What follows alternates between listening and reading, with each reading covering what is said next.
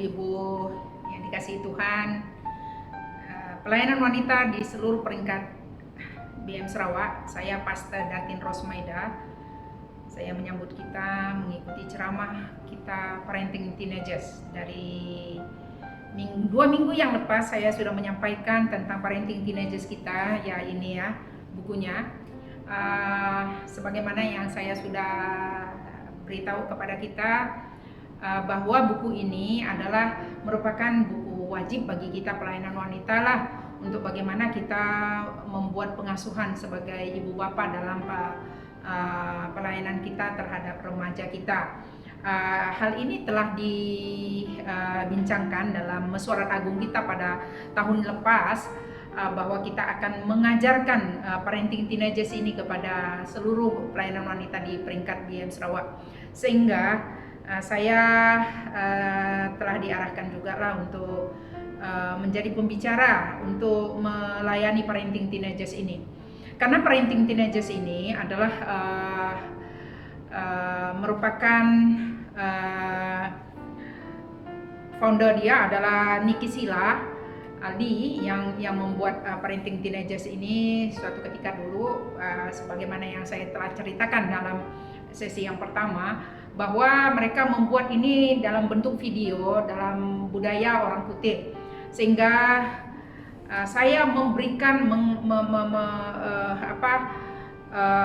memodifikasi bagaimana supaya ini boleh dapat menjadi pembelajaran bagi kita para ibu-ibu di BM Sarawak untuk dalam konteks bahasa Malaysia, sehingga buku itu tidak sama dengan buku ini, tetapi saya memberikan pengajaran dengan standar kebenaran firman Tuhan, sehingga kita boleh mencetaknya ya dalam buku yang seperti ini. Saya berharap para ibu-ibu boleh memesan buku ini ya. Buku ini tidak mahal, hanya RM10 saja, yang akan kita menjadi bagian dalam pembelajaran kita dalam setiap kali kita menjalankan parenting teenagers. Maka buku ini menjadi buku wajib bagi kita untuk kita bahas bersama-sama, karena itu ada bahan diskusi juga di dalamnya, sehingga ini boleh menjadi pembelajaran kita untuk berterusan. Oke, sekarang kita masuk kepada sesi yang kedua. Dalam sesi yang kedua ini adalah saya membawa kita untuk memahami tentang perkembangan kesehatan dan emosi remaja kita. Dalam bagian ini, dalam perkembangan ini, dua perkara yang saya ingin sampaikan, yaitu tentang membawa mereka juga untuk membuat pilihan yang terbaik bagi mereka. Nah, bagaimana kita menangani perkembangan kesehatan emosi anak-anak kita? Paling setidak-tidaknya saya membuat ada tentang 2 perkara di dalam bagian ini, yaitu menangani kemarahan mereka. Saya berharap kita meskipun berada dalam keadaan PKP ini, karena PKP ini membuat remaja kita pun juga di rumah ya. Jadi ada kalanya mungkin kita rasa ada banyak rimas ya, rasa marah kita juga. Jadi ketika kita marah, anak-anak kita pun marah. Bagaimana mengatasinya? Nah, kira-kira demikian. Jadi bagian ini saya ingin membawa kepada kita untuk merenungkan 2 ayat firman Tuhan yang menjadi landasannya. Dari Pengkhotbah pasal 7 ayat 9 mengatakan begini: "Janganlah lekas-lekas marah dalam hati, karena marah menetap dalam dada orang bodoh." Pengkhotbah 7 ayat 9. "Apabila kamu menjadi marah, janganlah kamu berbuat dosa. Janganlah matahari terbenam sebelum padam amarahmu." Jadi sebenarnya Allah sudah berfirman melalui firman-Nya dalam Alkitab bahwa kemarahan itu boleh mengakibatkan dosa, tetapi ada juga marah yang tidak harus berdosa ya. Tetapi bagaimana kita menangani kemarahan? Nah, ini yang menjadi pembelajaran bagi kita ketika menangani kesehatan emosi anak-anak kita. Yang pertama, ibu bapak perlu belajar mengendalikan emosi para remaja kita. Ya, Jadi sebenarnya ini merupakan satu perkara yang perlu juga kita pelajari bersama-sama. Tidak berarti bahwa saya sudah pakarnya untuk boleh menenangkan kemarahan anak-anak remaja saya pada waktu itu, tidak. Tetapi paling setidak-tidaknya kita boleh memberikan kepada mereka supaya mereka mengendalikan emosi mereka. Apabila tidak mereka dikendalikan dalam masa kemarahan mereka di rumah kita, nanti pada waktu di luar sana kemarahan mereka boleh lebih terdedah di luar sana. Jadi orang pun mencap mereka ini orang tak betul ya. Jadi tentu kita tidak mau anak-anak kita merasa diketepikan oleh karena mereka panas baran katanya ya. So jadi kemarahan yang tidak terkawal di rumah ada kalanya itu terbawa-bawa ke luar. Nah, bagaimana kita mengatasi kemarahan itu? Yang kedua, mengerti apa itu marah sebenarnya. Kemarahan adalah merupakan tindak balas semula jadi dalam kehidupan manusia. Jadi seorang psikolog berkata itu merupakan gerak balas emosi yang berkaitan dengan apabila dia merasa terancam, makanya dia marah ya. Kalau dia dalam kondisi terancam, memang dia ada kemarahan di sana. Kemarahan itu semula jadi merupakan sempadan asasi manusia ya, yang apabila kita langgar maka dia akan mengakibatkan adanya pembalasan kemarahan terjadi. Oke. Jadi Amsal Sulaiman pasal 14 ayat 29 mengatakan, orang yang sabar besar pengertiannya, tetapi siapa yang cepat marah membesarkan kebodohannya. Ada kalanya kita pun, anak kita marah, kita pun marah. Karena kita orang tua lebih besar, lebih berkuasa, kadang-kadang kita marah, kita pukul juga anak kita, bukan karena kemarahan kita. Tetapi sebenarnya marilah kita sadar bahwa kemarahan itu sebenarnya boleh dikendalikan. Jadi kemarahan merupakan satu perkara yang perlu kita kendalikan. Kemarahan yang seperti apa yang perlu kita tahu bagaimana caranya ya. Jadi bagaimana caranya menangani kemarahan itu? Kawallah amarah kita. Dalam Yesaya 30 ayat 15 berkata begini, dengan tinggal tenang dan percaya terletak kekuatanmu. Ketika kita didedahkan dengan kemarahan, yang perlu kamu ingat adalah tenang. Ya. Jadi amarah itu sebenarnya bukan untuk dipendam, tetapi diperlukan ketenangan. Ya, ketenangan itu dengan tenang kita boleh mengawal kemarahan yang ada. Ya meskipun saya ada kalanya kemarahan saya kalau saya sudah begitu marah, kadang-kadang saya menangis. Ya sambil marah sambil nangis juga keluar air mata karena udah terlalu emosi. Ya itu yang misalnya kemarahan emosi kita terganggu ya. So jadi kemarahan itu terekspresi melalui tindakan ya. Ada orang yang marah itu dipukulnya dinding ya, dipukulnya itu, dilemparnya itu, kemarahan yang tak terkendali ya, buang pecah barang ya, piring terbang, kira-kira begitu ya. Kalau suami istri begaduh macam mana ya, coba kamu lihatlah apa yang terjadi.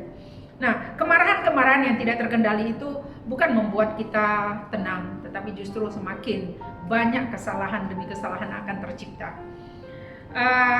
Yang kedua, bagaimana kita mengelola kemarahan itu menjadi secara benar ya. Jangan bereaksi berlebihan. Ya. Jangan bereaksi berlebihan dan membuat tindakan. Yang kedua, jangan menyakiti ya. Menyakiti ini sesuatu yang tak baik lah ya. Dalam satu buku yang saya baca dalam Reader Digest ya, seekor ular rattlesnake kalau disudutkan kadang-kadang jadi begitu marah sehingga dia menggigit dirinya sendiri ya. Padahal snake ya dia boleh menggigit orang lain kan, tetapi apabila dia disudutkan, maka dia menggigit dirinya sendiri dan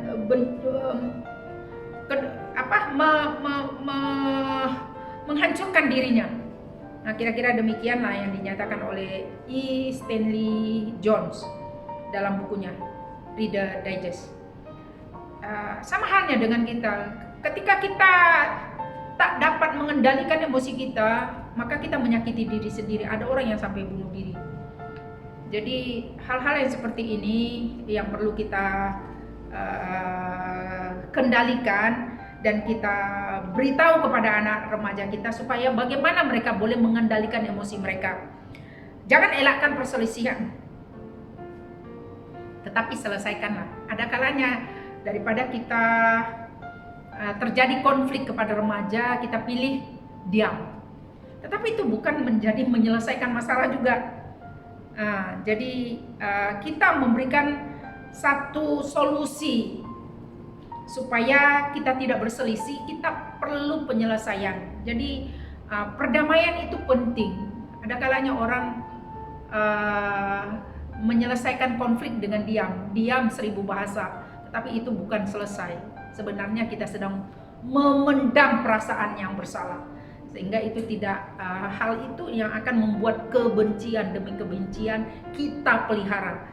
Jadi orang yang senantiasa menyimpan kesalahan orang lain, menyimpan kepahitan dalam kehidupannya, itu pun sesuatu yang salah. Dan yang keempat, jangan pasif terhadap konflik. Seperti yang saya kata, memilih untuk diam itu tidak menyelesaikan. Amsal 27 berkata begini ya, lebih baik teguran yang nyata-nyata daripada kasih yang tersembunyi. Sebenarnya kamu mengasihi anak kamu bukan, tetapi kamu diamkan ketika dia melakukan kesalahan. Jadi sebenarnya ini sesuatu yang dalam budaya kita, kita lebih memilih diam, tetapi itu bukan penyelesaian. Ini merupakan satu perkara bagaimana apabila kita mendedahkan, apabila kita menyelesaikannya di dalam kehidupan anak-anak kita, sebenarnya kita sedang melatih mereka untuk hidup di masa yang akan datang. Bagaimana mereka menyelesaikan permasalahan mereka ketika mereka berhadapan dengan masalah-masalah yang tidak mereka duga, ya mungkin masalah itu akan menjejaskan kehidupan mereka di masa yang akan datang. Tetapi apabila mereka sudah kita dedahkan perkara-perkara yang seperti itu, mereka boleh berhadapan dengan masalah-masalah yang ada itu dengan hati yang baik. Yang ketiga, menolong kemarahan remaja kita. Ya, bagaimana kita menolong kemarahan yang ada dalam remaja kita. Jadi di dalam bagian ini saya membawa kepada kita akan 3 perkara bagaimana kita menolong mereka. Yang pertama adalah jangan kita berharap terlalu banyak dan terlalu cepat. Ya, artinya ketika kita terlalu berharap betul, mereka akan ekspektasi kita terlalu tinggi kepada anak-anak kita. Kadang-kadang itu membuat kita kecewa. Saya tidak berpikir kamu begini, saya tidak berpikir kamu begitu. Kadang-kadang kita beri trademark kepada mereka bahwa kamu sepatutnya seperti ini dan seperti itu. Sehingga itu membuat dia berpikir bahwa kita punya ekspektasi yang tinggi, yang terlalu tinggi kepada mereka. Yang kedua, mereka perlu belajar proses pembelajaran yang wajar, dalam arti kata supaya dia tahulah bagaimana menolong dirinya sendiri ketika dia berada dalam kemarahan. Mereka tidak bertindak lebih dahulu gitu ya. Jadi paling setidak-tidaknya kita memberikan kepada mereka dorongan dan semangat ketika mereka berada dalam kondisi marah. Mereka boleh mengawal dirinya, tetapi mereka juga tetap memposisikan diri. Ini pasti akan baik-baik saja, kira-kira begitu ya. Ini yang merupakan perlu kita melatih anak-anak kita itu untuk menolong mereka mengatasi amarah mereka. Yang ketiga, kita coba untuk tidak bertindak balas terhadap kemarahan. Dalam arti kata, kemarahan itu kita atasi sehingga mencegah kesalahan-kesalahan yang terulang berkali-kali. Jadi jangan sampai sudah kita tahu dia akan marah seperti itu. Ada kalanya kalau begini kita lakukan makanya dia akan marah. Jadi jangan ulangi kesalahan yang sama, kira-kira demikian ya. Yang keempat, biarkan mereka mengungkapkan kemarahan mereka. Dalam arti kata, apa sebenarnya di sebalik kemarahan yang mereka ada. Jadi kalau anak-anak kita, remaja-remaja kita, kalau kita boleh mencungkil, kalau kita boleh tahu kenapa kamu tadi marah. Di antara mereka pun sesama bersaudara ya, ada kalanya satu dengan yang lain begaduh, dalam arti kata kenapa kamu marah. Jadi ada kalanya kita membuat standar penghukuman kepada anak-anak kita, kamu nggak boleh begini, kamu nggak boleh begini, kamu nggak boleh begitu. Jadi mereka tak tahu kenapa nggak boleh gitu ya. Itu dosa ya. Ada ya, kalau anak-anak kita buat kemarahan mereka itu dosa. Kadang-kadang mereka ya berdosa biarlah, kadang-kadang begitu ya. Jadi mari kita mengajak mereka untuk mengungkapkan kemarahan mereka, dan akhirnya mereka sendiri boleh mengatasi kemarahan mereka. Itu sesuatu pembelajaran yang saya berpikir perlu latihan gitu ya. Jadi itu sesuatu yang harus kita lakukan dalam mereka, membantu mereka mengawal kemarahan mereka. Dan yang ke bagian yang terakhir dalam bagian perkembangan kesehatan emosi ini, saya ingin membawa kita menyelesaikan konflik terhadap remaja. Ada 6 perkara yang perlu kita bincangkan kepada mereka. Ketika terjadi konflik kepada anak-anak remaja kita, apa sebenarnya? Yang pertama adalah kenali apa isunya. Ya, ada kalanya kita terus langsung judge, memang kamu salah. Padahal kita belum tahu isunya apa. Jadi kenal pasti dulu apa yang menjadi isu ya. Terjadi pergaduhan, terjadi ini, terjadi itu, kenapa? Ya kalau memang itu kesalahan kita, boleh jadi itu kesalahan kepada kita parents, tetapi paling tidak-tidaknya kita ketahui apa sebenarnya isu yang terjadi sehingga anak-anak kita melakukan macam menyerang, macam memberontak terhadap kita. Jadi kita perlu kenal pasti apa isunya. Yang kedua, untuk menyelesaikannya kita cari tempat yang tepat lah. Jangan pada waktu itu kita marah, pada waktu itu kita selesaikan, kadang-kadang bukan menjadi selesai, malah menjadi runyam ya. Ini isu yang perlu kita mempunyai waktu lah untuk bersama-sama dengan mereka untuk menyelesaikan konflik yang terjadi di antara parents dengan anak ya. Saya melihat perkara yang seperti ini terjadi di dalam kehidupan remaja kita, tetapi apa yang perlu kita lakukan kepada mereka? Kita perlu berbincang dengan mereka, bukan menyerang mereka. Jadi jangan sampai setiap kali persoalan mereka yang selalu kita serang. Jadi mereka tak mau menyelesaikan masalah yang ada, sehingga ada kalanya kita perlu minta maaf juga kalau kita sadar salah. Saya merasakan ada banyak kesalahan yang pernah saya lakukan kepada anak-anak saya. Saya menduga mereka melakukan sesuatu tetapi sebenarnya tidak mereka lakukan. Ya, sehingga saya berpikir dalam misbah keluarga kami pada waktu malam hari,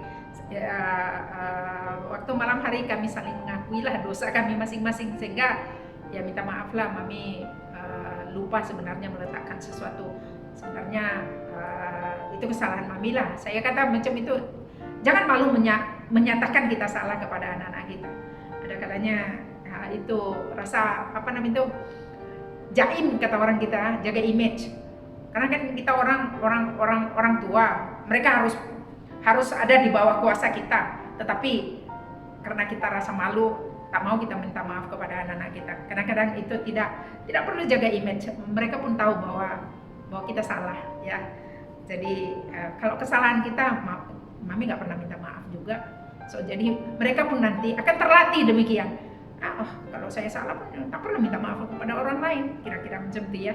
Tapi kalau kita sudah latih di dalam rumah kita, kalau kesalahan itu mesti kita akui salah, katakan ya jika ya, katakan tidak jika tidak. Lain daripada itu dosa. Itu kata firman Tuhan. Yang terakhir, menangani stres. Bagaimana kita menangani stres kepada menolong mereka ketika mereka berada dalam keadaan tertekan, ya. Hal ini yang perlu kita dedahkan kepada anak-anak kita. Ada masanya bagi mereka tertekan oleh karena mungkin mereka disingkirkan oleh teman-teman dia atau apa saja pun yang terjadi di luar sana. Ketika mereka datang ke rumah, mungkin mereka berada dalam tertekan, mereka buang handbag mereka, pulang dari sekolah, mereka rasa ada satu tekanan yang mereka, mungkin cikgu mereka marah dia dan sebagainya. Apapun yang terjadi, mari kita ajak mereka untuk bertenang, untuk menghadapi tekanan yang mereka alami. Ya, seorang dalam buku saya, Wanita Terpuji, pernah saya kata, seorang ibu itu menjadi segala-galanya kepada anaknya. Ya, ada kalanya seorang ibu itu bukan hanya sebagai ibu saja, dia sebagai dokter, dia sebagai polis, dia sebagai apa saja kepada anaknya. Karena apa? Dia ingin melindungi anaknya. Jadi ada kalanya kita para ibu-ibu ini menjadi ibu-ibu yang segalanya bagi anak-anak kita. Sehingga saya mau membawa kita, kalau boleh kita membawa anak-anak kita itu untuk boleh mengalami pertolongan ketika dia mengalami tekanan, ya. Yang kedua, dalam menangani stres, elakkan membandingkan antara satu dengan adik-beradik mereka. Ya, kalau anak kita hanya satu orang, syukurlah. Tapi kalau adik-beradik mereka ada 3, 4, 5, elakkan. Kamu nggak seperti kakak kamu nggak seperti abang kamu, dan sebagainya. Ada kalanya kita membanding-bandingkan anak-anak kita itu, kamu tidak seperti ini, kamu tidak seperti ini. Ya, itu saya alami juga. Jadi rasa-rasanya kita membanding-bandingkan mereka. Padahal firman Tuhan menciptakan manusia itu unik, bukan? Tidak ada yang sama. Saya punya anak kembar, tidak akan pernah sama. Jadi karena apa? Itu buktinya ada jari yang berbeza. Itu menunjukkan manusia tidak ada yang satu pun sama. Jadi ini membawa kita kepada memberikan pendedahan kepada anak-anak kita bahwa anak-anak kita itu unik sebenarnya. Menolong mereka untuk mengatasi masalah tekanan yang mereka alami adalah mengambil masa yang cukup untuk rileks, ya. Ajarlah mereka rileks. Ada kalanya kita boleh membawa mereka bercakap-cakap, makan bersama, atau pergi memancing dan sebagainya lah, untuk berkelah, ya. Ya, apa yang kegemaran anak-anak kita, itu mungkin ya ada.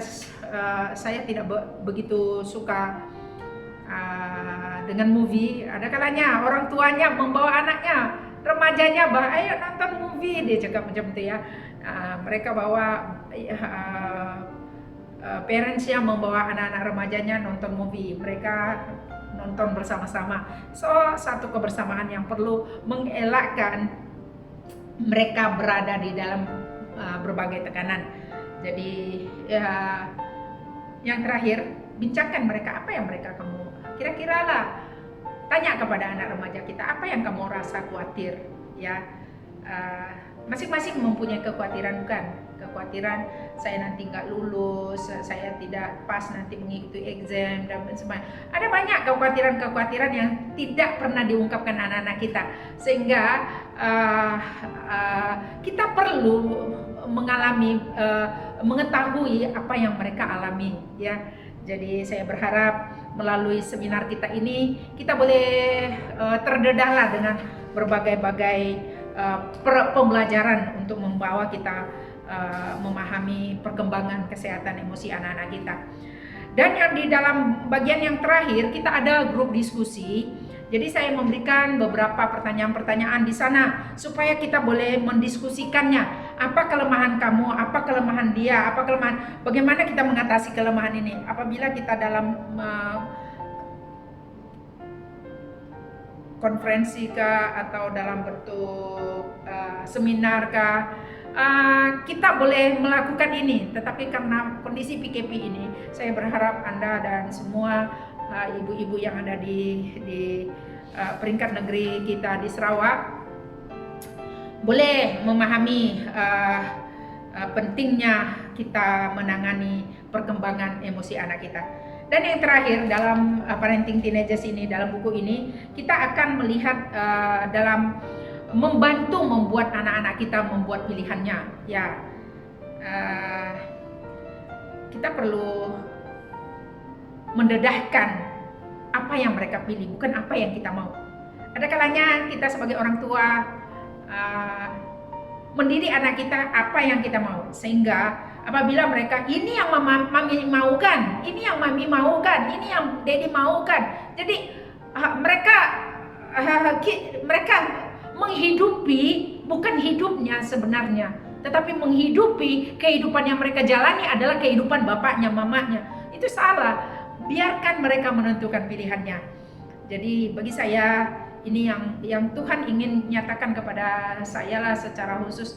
Pilihlah yang mana teman hidup kamu siapa dan bagaimana. Itu Yoona, saya kata itu pilihan kamu. Jangan sampai mami pun sudah menentukan pilihan mami. Saya berkawin dengan bapak kamu ini pilihan saya. Saya selalu cakap begitu. Karena apa? Karena ini pilihan saya mau hidup untuk bersama-sama dengan dia seumur hidup saya. So jadi apapun terjadi di antara kita, saya akan mempertahankan karena itu pilihan saya. Ya, jadi bagaimana kita menghargai pilihan kita ya. Jadi begitu juga kita yang harus mengajarkan kepada anak-anak kita tentang pilihan. Jadi firman Tuhan berkata begini, saya ingin petik dari Mazmur pasal 27 ayat 11. Tunjukkanlah jalanmu kepadaku ya Tuhan, dan tuntunlah aku di jalan yang rata oleh sebab seteruku. Artinya banyak orang-orang yang melawan kita, tetapi apabila kita bersama dengan Tuhan, kita berada dalam kendalinya Tuhan. Jadi Tuhan yang akan protek kita, bukan kita yang karena Tuhan menuntun kita di jalan yang rata.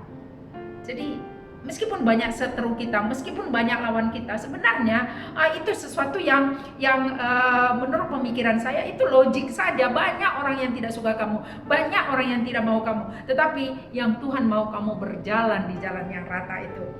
Jadi meskipun ada banyak goncangan dalam kehidupan kita, para ibu, marilah kita membawa anak-anak kita untuk membuat mereka menentukan pilihannya. Yang pertama, bagaimana membantu anak kita untuk membuat pilihan yang baik dalam hidup mereka? Yang pertama adalah memberi mereka perspektif yang luas untuk mengambil pilihan dan keputusan. Jadi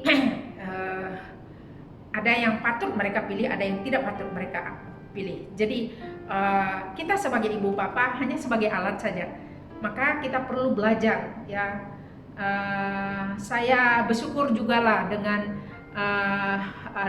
adanya buku ini. Saya sendiri diberkati Tuhan melalui adanya buku ini. Kalau seandainya ini bukan saya menjadi pembelajaran, mungkin saya tidak akan gali juga. Sehingga melalui buku ini sendiri, meskipun saya begitu bertungkus lumus juga untuk membuat buku ini ya, tetapi saya sendiri merasa mengalami berkat Tuhan yang luar biasa dalam buku ini. Saya pun bertobat juga melalui buku ini, padahal buku ini saya yang buat. Jadi maksud saya, ada kalanya kita melalui pembelajaran seperti ini, kita tahu siapa diri kita, kelemahan-kelemahan yang telah kita lakukan, kesalahan-kesalahan yang telah kita lakukan. Jadi itulah gunanya. Saya berharap buku ini boleh menjadi pembelajaran secara khusus untuk ibu-ibu yang muda ya, supaya tidak mengulangi kesalahan yang sama yang pernah saya lakukan, yang pernah orang-orang tua lakukan, yang mungkin sama dengan saya, sehingga kita tidak berada di dalam kesalahan yang sama. Yang pertama, untuk mereka memiliki perspektif yang luas, kita harus sebagai orang tua paling setidak-tidaknya kita memahami maklumat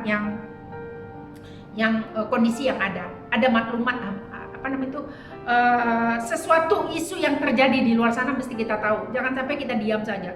Mungkin karena kita terlalu sibuk kita tidak tahu apa yang terjadi di luar sana.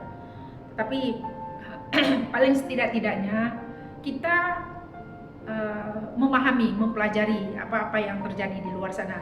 Ya, isu misalnya dada, seks, internet yang berlebihan, game yang berlebihan. Ada kalanya perkara-perkara ini tidak apa namanya, ini yang menjadi isu kebanyakan remaja pada saat ini. Ya, bahkan yang telah menyita banyak para remaja untuk berhenti sekolah, berhenti tak belajar oleh karena terlalu banyak main game. Ya, anak saya juga main game. Tetapi dalam arti kata kita sebagai orang tua harus tahu apa sebenarnya, ya meskipun kita tidak berminat dengan perkara-perkara itu, paling setidak-tidaknya kita tahu apa yang dilakukan anak-anak remaja kita pada masa kini, remaja milenial pada saat ini ya. Jadi yang kedua, memperbincangkan akan bahayanya drug. Jadi paling setidak-tidaknya meskipun kita membenci perkara ini, tetapi paling setidak-tidaknya kamu ketahui apa bahayanya dan bagaimana orang yang terdedah di dalamnya ya. Jadi ini sesuatu yang perlu kita ketahuilah bagi para orang tua untuk ya, kita sekarang ini banyak para remaja-remaja juga yang kita tidak menginginkan, tetapi itu ada terlalu banyak berada di persekitaran kita. Bahkan kalau kita lihat, kemarin saya jalan dari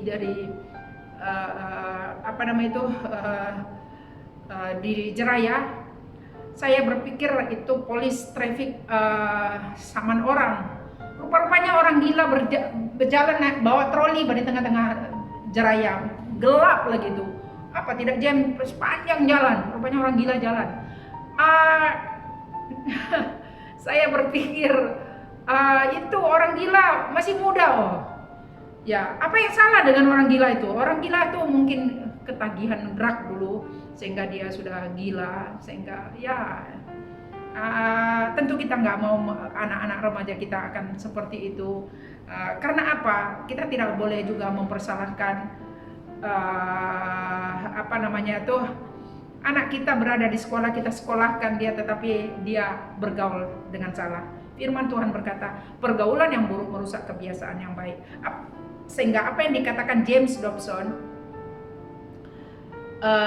ibu bapak yang baik tidak menjamin bahwa anak-anaknya akan baik. Nah, saya berpikir apa yang dikatakan James Dobson sebagai pakar kanak-kanak dan remaja, dia telah meneliti itu dengan banyak research. Jadi saya berpikir kita tidak dapat mengulangi kesalahan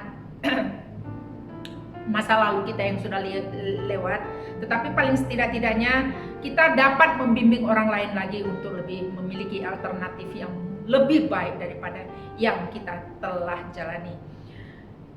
Jadi itu merupakan satu cara bagi kita sebagai orang tua untuk membantu mereka membuat pilihan yang baik, membimbing mereka. Firman Tuhan berkata dalam 1 Yohanes 3 ayat 16, demikianlah kita ketahui kasih Kristus, yaitu Ia telah menyerahkan nyawanya untuk kita, jadi kita pun wajib menyerahkan nyawa kita untuk saudara-saudara kita. Artinya kalau kita boleh membagikan orang lain untuk tidak melakukan kesalahan yang pernah kita lakukan, kita harus melakukannya untuk kepentingan generasi yang akan datang. Yang kedua, menyampaikan maklumat tentang bahaya dadah, akibatnya ya. Jadi seperti apa yang saya katakan itu tadi, bahwa akibat dadah ini sesuatu yang perlu kita, tidak hanya memang kita kerajaan kita telah membuat aturan-aturan yang begitu ketat. Hukuman mati bagi orang yang penyakit dada, yang ambil dada. Tetapi kenapa justru banyak generasi kita berada di dalam penyakit yang seperti ini? Saya berpikir itu yang menjadi isu dia adalah ya, kita tidak dapat detek siapa penjual. siapa yang mengambil. Tetapi apabila anak-anak kita sudah terancam dengan perkara-perkara ini bukan ancaman keluarga, tidak, ini ancaman bagi negara. Jadi itu berbahaya, sehingga kita sebagai orang tua paling setidak-tidaknya meminimais perkara-perkara ini di dalam keluarga kita. Jadi keluarga kita perlu tahu apa bahayanya dan mendedahkan kepada mereka akibat penggunaannya.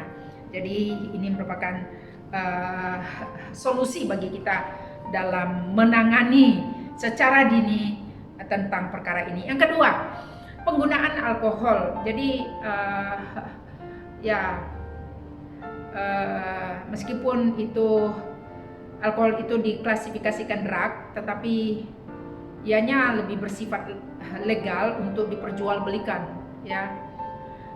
Buktinya ada orang yang dewasa yang mencapai umur 21 tahun ke atas yang boleh membeli drug itu, bukan? Jadi dalam arti kata, meskipun dia saya tidak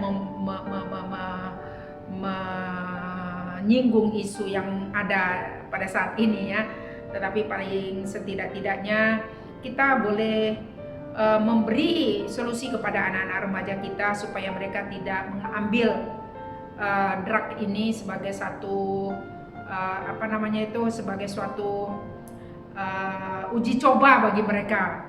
Ya, ada kalanya belum pernah rasa, belum tahu juga macam mana rasa dia. Jadi mereka coba. Ada kalanya setiap remaja kita mau mencoba sesuatu yang mereka belum pernah coba. Kita nggak pernah dedahkan benda-benda itu di dalam rumah, tetapi apabila mereka terdedah di luar, mereka akan coba apa yang mereka belum tahu. Jadi bagaimana untuk mengantisipasinya? Paling setidak-tidaknya kita memberitahu, meskipun kita tidak sepenuhnya untuk berkata kepada mereka kamu nggak boleh masuk ke rumah dan sebagainya. Itu tidak lagi mendidik, tetapi hanya saja kita memberitahu apa akibatnya bagi kehidupan mereka. Yang ketiga, masalah seks. Ya, masalah seks ini juga sangat-sangat sangat terbuka pada masa kini. Ya, karena apa? Di dalam handphone anak-anak kita pun ada kalanya kita lihat yang tidak patut untuk dilihat pada masa kanak-kanak sudah pun terlihat oleh mereka pada zaman ini. Lalu bagaimana mengatasinya? Saya berpikir saya tidak mampu untuk boleh mengatasi perkara itu, karena itu ada di dalam handphone masing-masing anak-anak kita, ya.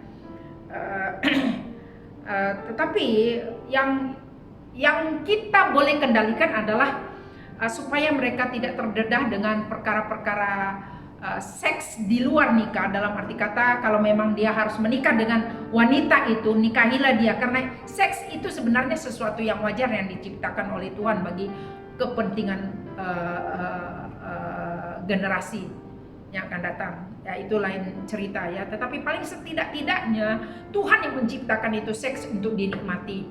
Tetapi apabila sekarang ini telah disalahgunakan, bahkan ada di dalam bentuk-bentuk yang tidak wajar, itu yang menjadi salah, itu menjadi dosa.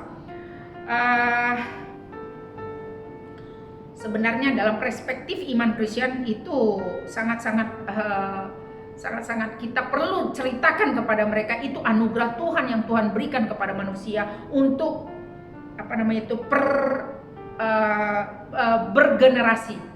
Dalam Kejadian 1 ayat 28, beranak cuculah kamu dan bertambah banyak. Itulah seks yang dinikmati oleh Adam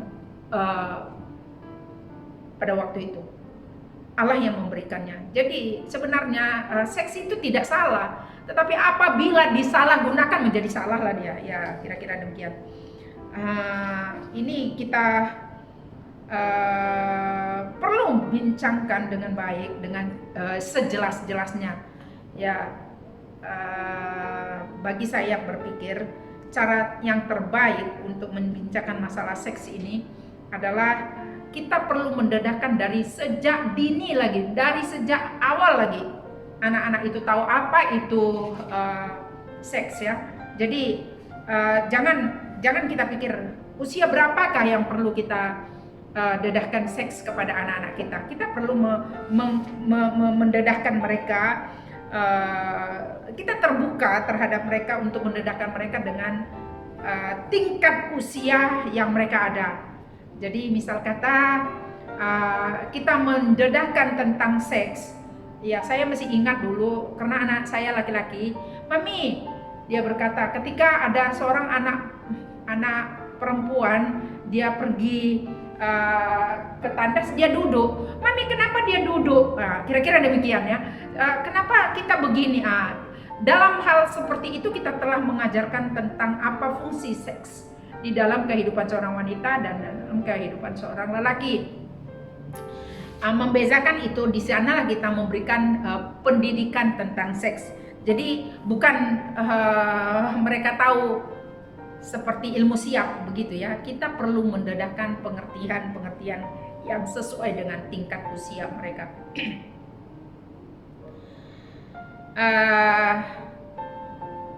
Pertanyaan saya, mungkin ada di antara kita, ya itu sesuatu yang tabu, tabu ya, tak boleh disebut ya.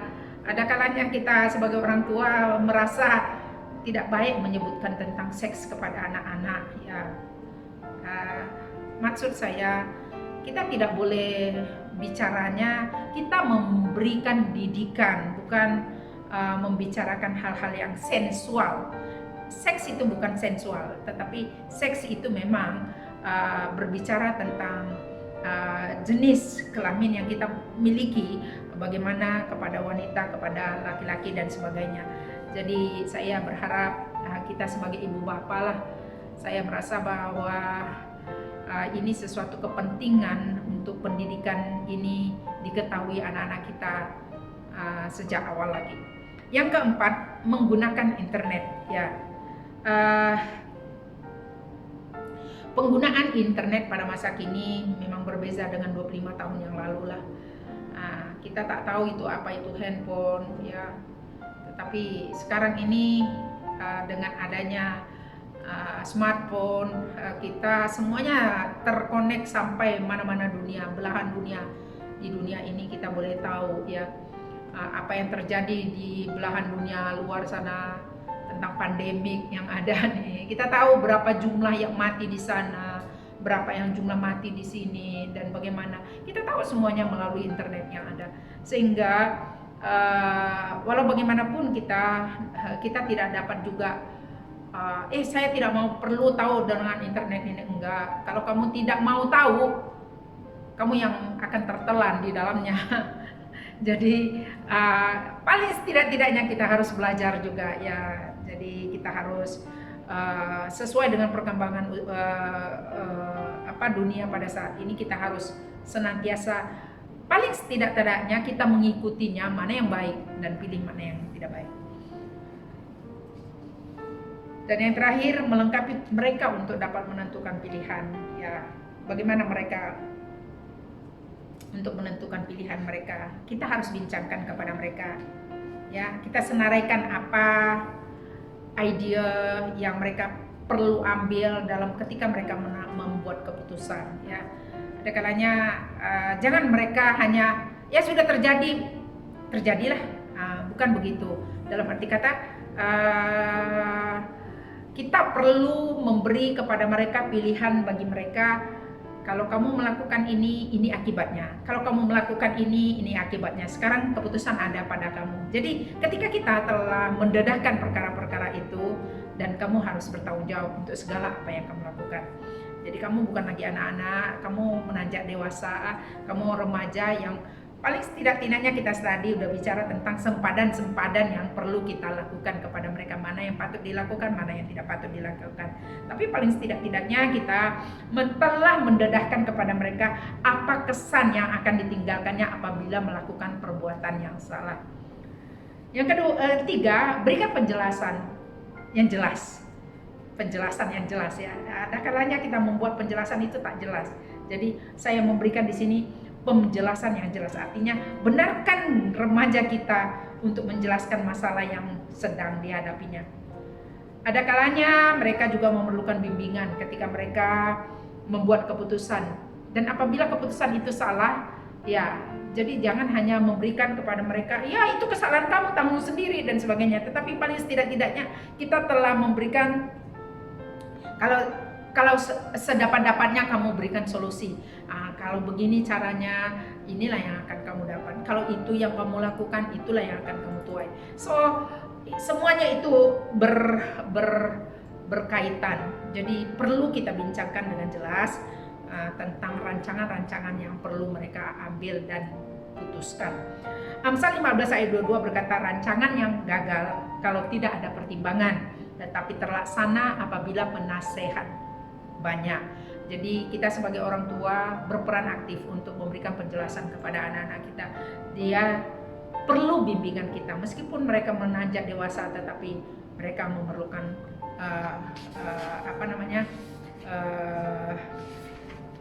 bimbingan daripada kita. Saya memberikan satu moto di sini.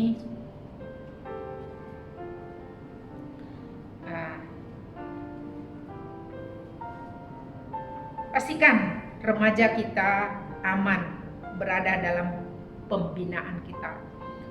Ketika kita membimbing mereka, menasehat mereka, ini artinya perhubungan yang kita jalankan kepada mereka adalah perhubungan yang dimana mereka boleh bertanggung jawab atas apa yang mereka lakukan.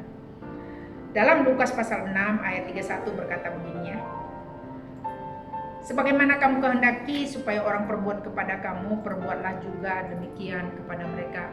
Dalam mereka bersahabat, berhubungan, memiliki perhubungan dengan orang lain, kita harus membawa mereka untuk memperlakukan setiap kawan-kawan mereka sebagaimana mereka ingin diperlakukan. Artinya mereka mengapresiasi teman-teman dia, menghormati ya. Jadi jangan ya, kadang-kadang punya kawan tapi mereka tidak ada saling menghormati. Nah, dalam bagian ini saya membawa kepada kita tentang bagaimana kita harus memberikan perspektif kepada mereka untuk masalah-masalah ini ya. Jadi membantu mereka untuk membuat pilihan-pilihan ini. Yang kelima, dorong mereka untuk mengamalkan gaya hidup yang sehat ya. Dalam bagian ini melengkapi mereka untuk boleh mengamalkan dirinya untuk gaya hidup sehat itu yang seperti apa ya. Nah, gaya hidup sehat itu artinya mereka bertanggung jawab atas diri mereka dan atas kesehatan mereka sendiri. Ya, ada kalanya anak-anak kita ya di dalam biliknya itu tak sehat. Di sana dia makan, di sana dia buat sesuatu, tempat tidurnya nggak pernah dicuci, bedsheetnya nggak pernah dicuci berminggu-minggu, mana sehat lagi ya. So jadi mari kita membantu mereka. Coba kamu cuci, kamu punya bedsheet, kamu cuci, kamu punya memberikan nasihat kepada mereka ya. So ini merupakan satu membawa anak-anak kita untuk melatih diri mereka untuk mengamalkan gaya hidup yang sehat dan memilih sesuatu yang baik.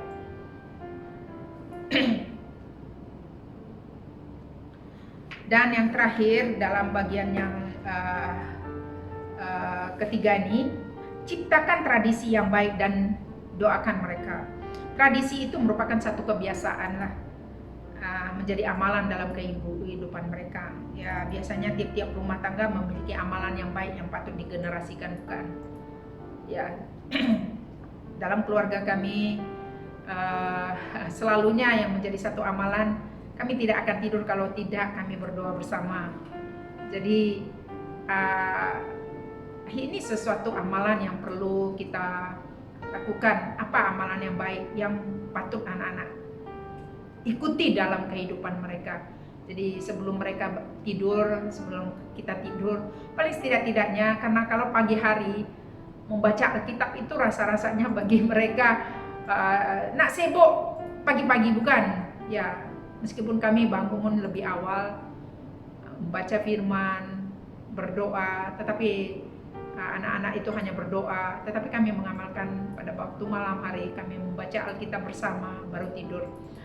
amalan yang baik, tradisi yang baik perlu kita tradisikan untuk turun-temurun untuk menjadi amalan bagi mereka.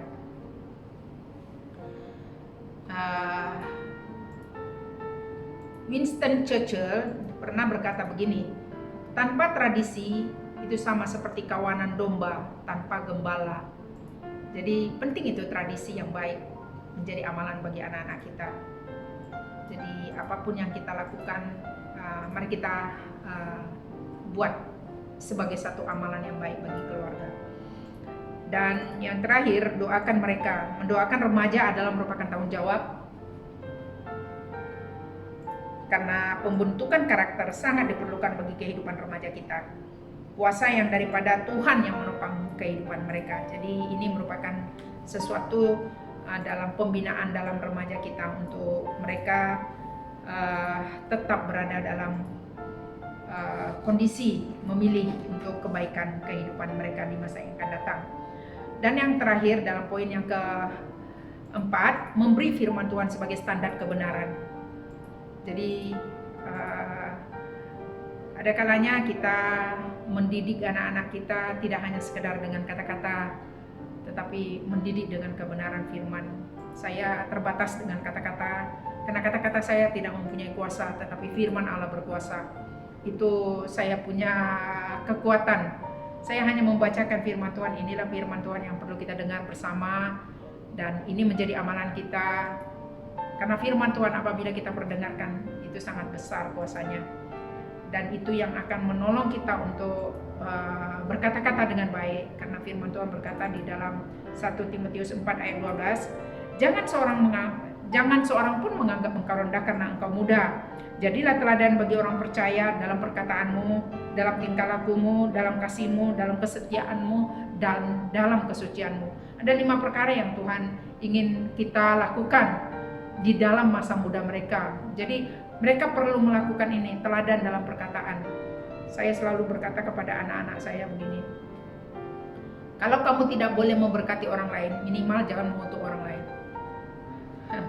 Karena apa? Ada kalanya kita banyak kata-kata yang tak membangun orang lain. Jadi firman Tuhan berkata bahwa kata-kata itu adalah emas, ya. Tapi ada juga kalanya diam itu adalah emas. Tetapi paling setidak-tidaknya kita perlu meneladani satu perkataan yang dapat membangun orang lain. Yang kedua, dalam tingkah laku. Tingkah laku kita mungkin meskipun ada banyak hal yang kita tidak dapat lakukan dalam kehidupan kita, paling setidak-tidaknya kita mendedahkan satu pola kehidupan yang mempengaruhi tingkah laku kita. Tingkah laku kita itu perlu kita dedahkan sesuatu yang berguna, ya. Rick Warren dalam bukunya pernah berkata, apa yang kita pikirkan akan mempengaruhi perasaan kita. Apa yang kita rasakan akan menentukan tindakan kita. Itu cara hidup. Jadi perilaku kita perlu kita isi firman supaya perasaan kita dapat mengantisipasi apa yang akan terjadi. Sehingga ketika pikiran kita baik, maka perasaan kita pun baik. Sehingga kita tidak melakukan tindakan yang tidak baik. Oleh karena apa? Pikiran kita mempengaruhi perasaan kita, dan perasaan kita mempengaruhi tindakan kita. Teladan dalam kasih. Pertama, kita harus mengasihi mereka dengan kasih yang daripada Allah. Nah, itu tanda krosa, mengasihi Tuhan dan mengasihi sesama. Kita harus memberikan pola pemikiran yang seperti ini kepada anak-anak kita, karena paling setidak-tidaknya mereka akan terdedah bagaimana mereka mengasihi dengan baik. Dan yang terakhir, kesetiaan. Yang keempat adalah kesetiaan. Kita perlu mengajarkan kepada mereka apa itu arti setia. Ya, setia itu tidak hanya sehari 2 hari kita lakukan, tidak. Setia itu adalah sampai mati. Ya, kesetiaan itu perlu diuji sampai dengan akhir hidup kita. Jadi kesetiaan itu perlu kita pelajari dengan seksama. Dalam Matius pasal 25 dikatakan bahwa satu gambaran kerinduan Allah akan kehidupan kita anak-anaknya adalah kesetiaan. Jadi kesetiaan, hendaklah engkau setia sampai mati. Jadi bukan sampai setengah mati. Jadi kesetiaan itu sampai mati. Sehingga kita akan sampai kepada perihal itu apabila kita memegang kesetiaan ini. Dan yang terakhir, kesucian. Ya, kita perlu juga mendedahkan arti kesucian kepada anak-anak kita. Apa arti kesucian? Kudus, terpisah daripada hal-hal yang tidak kudus. Jadi memang meskipun tidak mudah bagi kita untuk lakukan, tetapi bukan tidak boleh. Ya, saya menghimbau kita ibu-ibu, saya berharap meskipun ada banyak tantangan yang kamu alami, cabaran yang kamu alami dalam mendidik anak-anak remaja kamu, paling setidak-tidaknya kita membimbing mereka, mendedahkan perkara-perkara yang perlu bagi mereka untuk mereka lakukan. Karena dengan demikianlah kita boleh membawa mereka untuk hidup berkenan di hadapan Tuhan. Karena apabila mereka telah menentukan pilihannya, telah melakukan sesuatu yang berkenan di hadapan Tuhan, pasti itu berkenan di hati kita. Ada amin. Saya berharap ibu-ibu yang berada di seluruh pelayanan wanita peringkat BM Sarawak, saya berharap Anda boleh mengikuti live streaming ini dan terus menjadi motivasi kepada generasi kita, remaja kita, dan kepada ibu-ibu yang lain yang belum lagi terdedah dengan parenting teenagers ini. Saya berharap Anda untuk terus mengikuti streaming kita ini, dan meskipun dalam tahun ini kita tidak mengadakan ceramah, tidak mengadakan seminar, tetapi melalui live streaming yang telah kita dengarkan pada hari ini, saya berharap semua kita ibu-ibu yang ada di seluruh jajaran pelayanan wanita, baik dimanapun Anda berada, mungkin dengan pelayanan wanita yang ada di Semenanjung, yang ada di Sabah, yang mendengarkan live streaming ini, juga saya invite Anda untuk boleh memiliki buku Parenting Teenagers ini. Dan ini sangat-sangat mendorong kita untuk bagaimana membekalkan anak-anak remaja kita untuk mereka memperoleh pilihan yang baik dalam kehidupan mereka. Tidak hanya pilihan yang baik, tetapi yang terbaik dalam kehidupan mereka. Saya berharap ibu-ibu boleh menjadi saluran berkat satu dengan yang lainnya di dalam kasih Kristus. Dan jika seandainya Anda ingin memiliki buku ini, Anda boleh pesan melalui pelayanan wanita BM Sarawak atau pesan melalui saya sendiri. Ada di dalam buku ini nomor handphone saya 012-876-4281. Anda boleh PM saya untuk mengambil buku ini daripada saya. Tetapi di luar ongkos kirim ya, kalau Anda jauh ini hanya Rp10. Rp10 di luar daripada ongkos kirim lah ya. Kalau Anda memesan banyak, saya berharap saya akan cas pemesanan Anda. Oke, sampai di sini ceramah kita, dan Tuhan memberkati kita. Soli Deo Gloria. Mari kita berdoa. Bapa di sorga, terima kasih Tuhan untuk firman Tuhan yang telah kami pelajari bersama melalui Parenting Teenagers ini. Saya berharap semua ibu-ibu yang ada di dalam pelayanan wanita, baik di Semenanjung Malaysia maupun di dalam Sabah dan Sarawak, kami berdoa supaya meskipun dalam masa PKPP ini yang mendengarkan firman Tuhan ini, saya berdoa supaya Tuhan memberkati mereka semua ibu-ibu yang ada. Kami berdoa di dalam kuasa Tuhan Yesus yang mampu memberikan solusi kepada kami sebagai ibu-ibu, sebagai parents, untuk mendedahkan bagaimana pengasuhan kami terhadap remaja kami ini pada masa kini. Terima kasih Bapa di surga, sempurnakan firman-Mu yang telah saya sampaikan melalui petang hari ini, supaya banyak orang-orang yang boleh mengalami berkat daripada Tuhan.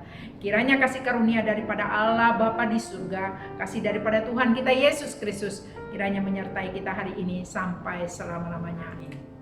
Tuhan berkati.